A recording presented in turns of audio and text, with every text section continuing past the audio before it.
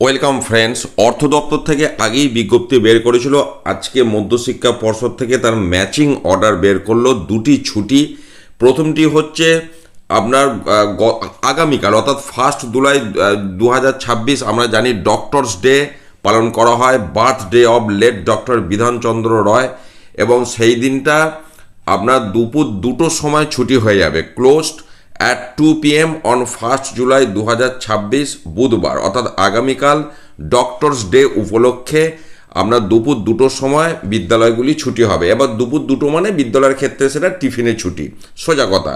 তো এটা গেল আপনার একটি বিজ্ঞপ্তি। আর দ্বিতীয়টি হলো, এটাও দেখুন 30শে জুন মানে আজকের তারিখে বিজ্ঞপ্তি দেওয়া হয়েছে।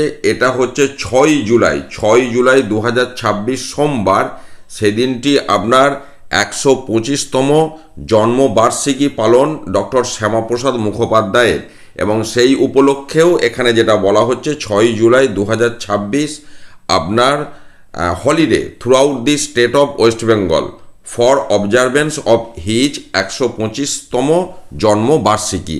এবং এখানে কিন্তু আলাদা করে বিদ্যালয়ে উপস্থিতি হওয়া বা পালন করার বিষয় কিন্তু বলা নেই।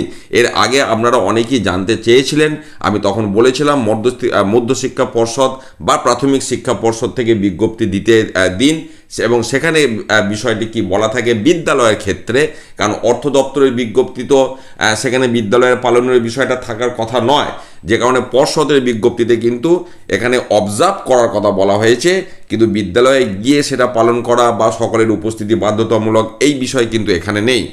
এখানে শুধু পরিষ্কার ছুটির বিষয়টি বলা আছে, অর্থাৎ একদিন অর্ধ দিবস, একদিন পূর্ণ দিবস ছুটি, যেটা আপনার অর্থ দপ্তর থেকে বের করেছিল, তার ম্যাচিং অর্ডার আজকে মধ্যশিক্ষা থেকে পাবলিশ করেছে। মধ্যশিক্ষা পর্ষদের সেই বিজ্ঞপ্তি আমি আপনাদের সাথে শেয়ার করলাম। ভালো থাকুন, সুস্থ থাকুন, ধন্যবাদ।